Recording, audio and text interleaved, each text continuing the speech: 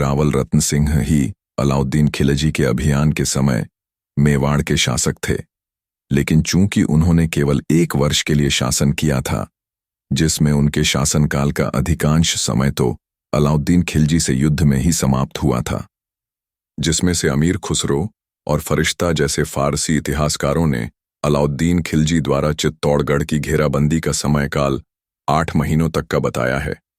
तो फिर यह कैसे संभव है कि रावल रत्न सिंह ने समुद्र पार कर सिंघल द्वीप जाकर रानी पद्मिनी से विवाह संपन्न कराया हो? यही प्रश्न अनेकों इतिहासकार भी उठाते हैं। यही नहीं, पद्मावत के सिंघल द्वीप वृतांत पर संदेह और बढ़ जाता है, जब रानी पद्मिनी को सिंघल द्वीप के राजा गंधर्वसेन की पुत्री बताया जाता है, क्योंकि सिंघल द्वीप में गंधर्वसेन नाम का कोई राजा ही नहीं हुआ। डॉक्टर ओझा के अनुसार रावल रतन सिंह के समय सिंघल द्वीप के राजा पराक्रम बाहु चतुर्थ अथवा भुवनेकबाहु तृतीय होने चाहिए। तो यहाँ प्रश्न उठता है कि क्या रावल रत्न सिंह की सिंघल द्वीप या श्रीलंका की कोई रानी थी ही नहीं, और यह सिर्फ जयसी का कल्पना है? अधिकांश इतिहासकार रानी पद्मिनी के सिंघल द्वीप संबंध को मलिक मोहम्मद जायसी की कल्पना ही मानते हैं। कुछ इतिहासकारों का दावा है कि रानी पद्मिनी वास्तव में राजपूताना के भाटी राजपूत द्वारा शासित पुंगल क्षेत्र से संबंधित थीं, जिसे जायसी भूलवश सिंघल मान बैठा और उसने सिंघल द्वीप के चारों ओर अपना कथानक गढ़ दिया।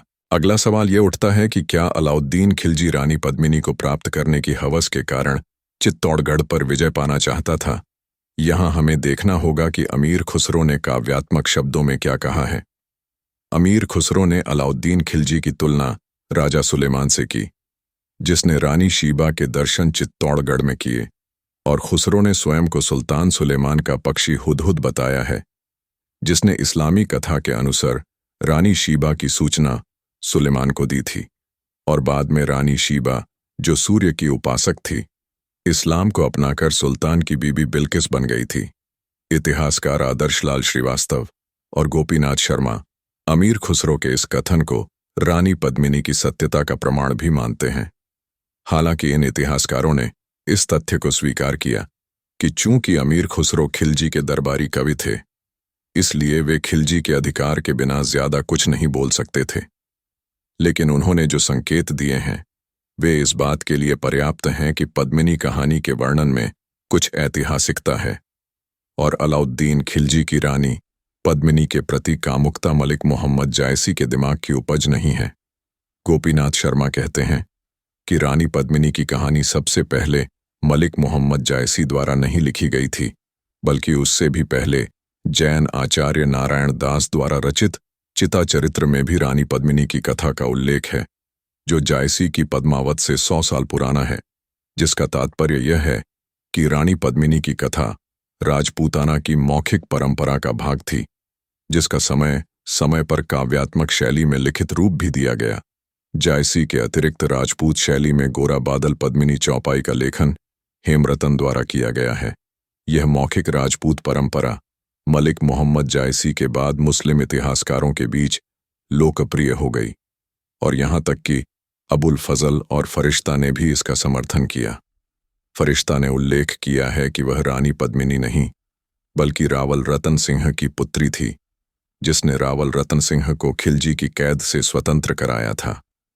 हाजी उदबीर ने रानी का नाम नहीं बताया है, लेकिन रावल को रानी द्वारा स्वतंत्र कराने का उल्लेख किया है। यही नहीं, चित्तौड़गढ़ के दुर्ग में आज भी रानी पद्मिनी का जल महल एवं पद्मिनी जौहर कुंड विद्यमान है, जो स्वयं रानी पद्मिनी के इतिहास एवं अलाउद्दीन खिलजी द्वारा झरोका दर्शन और रानी पद्मिनी के जौहर की ओर संकेत करता है। यहाँ तक हम ये तो स्पष्ट है कि रानी पद्मिनी कोई कवि की कल्पना नहीं, बल्कि रावल रत्न सिंह की वो रानी ही जिन्हें अलाउद्दीन खिलजी रानी शीबा की तरह अपनी हरम में बीवी बनाना चाहता था। अब बात करते हैं पद्मावत के अन्य पात्रों पर। पद्मावत में राघव चेतन का भी उल्लेख है। क्या वो भी केवल जायसी की कल्पना थी? गोपीनाथ शर्मा ने वर्णन किया है।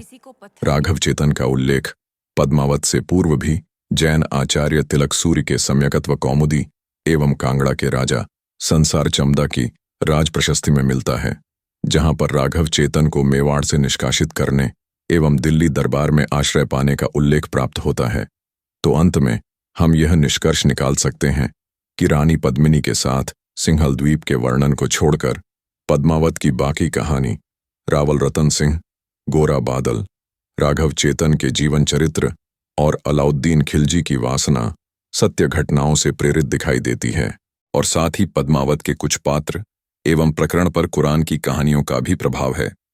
जैसे हुदहुद पक्षी पद्मावत में हीरामन तोता बन गया, जिसने रावल रतन सेन को सिंहल द्वीप के राजा की कन्या पद्मिनी की सुंदरता के बारे में बताया। यह भी संभव है कि रानी पद्मिनी का समुद्री राज्य से संबंध होने का उल्लेख भी रानी शीबा के आख्यान से प्रेरित है, जिनका राज्य यमन में बाबेल मंडेब जलडमरू मध्य के पास माना जाता है। इस पर आपका क्या विचार है? अपने विचार कमेंट में बताएं कि क्या आप रानी पद्मिनी को ऐतिहासिक व्यक्ति मानते हैं या नहीं। अगर आपको यह वीडियो तथ्यात्मक लगे तो इस वीडियो को लाइक करें, अपने बंधुओं के साथ शेयर करें, और यदि आप ऐसे तथ्यात्मक वीडियो और देखना चाहते हैं तो कृपया चैनल सब्सक्राइब करें।